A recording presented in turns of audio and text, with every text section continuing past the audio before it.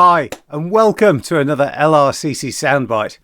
I hope you had a lovely Christmas, although I know that each one of us will have had a different experience. For some of us, we'll have been with family or friends and celebrated together. Or some of us might have found it a quiet day.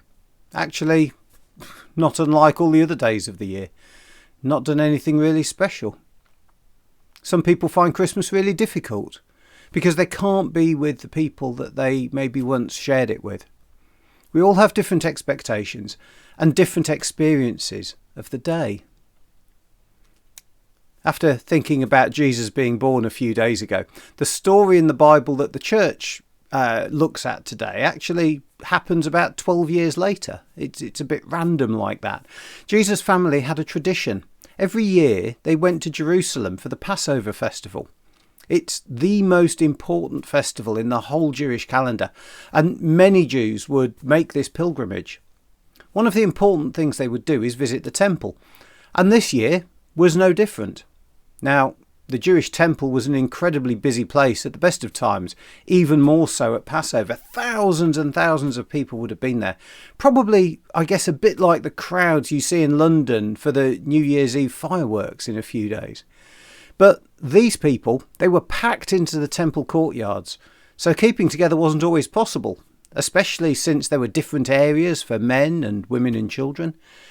This particular year, Jesus' family visited the temple, and when they'd finished, they headed back to Nazareth. Now, they'd not come on their own, they'd come in a big group of people. Everyone was mixed up. Children were walking together as a group rather than with their parents. You can imagine, it was a bit chaotic.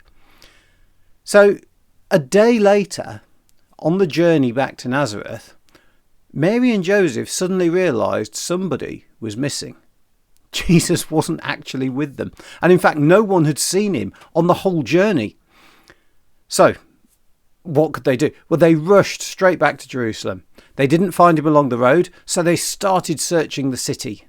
They were persistent. Well, who wouldn't be? 3 days they were searching for him, and it took 3 days till they found him. He'd been staying in the temple, listening to the teachers, but also discussing and debating with the teachers there.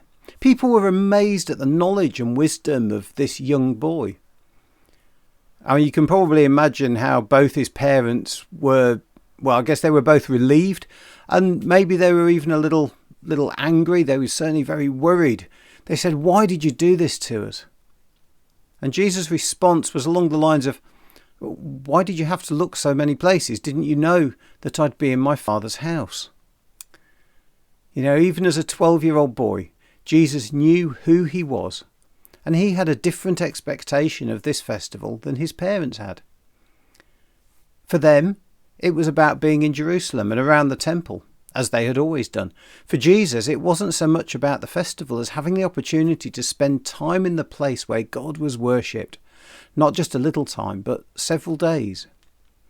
Sometimes, when our expectations differ from what we actually find, it can be surprising, maybe even a little worrying. As we finish this year and look to the future, I wonder what your expectations are. I wonder what you'll find as 2025 unfolds. Today, I suppose I just wanted to encourage you to approach the new year with an open mind and see what will be. Maybe this is a year for you to explore faith in a new way. After all, you never know what might surprise you. Whatever you find, I do pray that God will bless you and your family. Have a great new year, and I'll see you in 2025.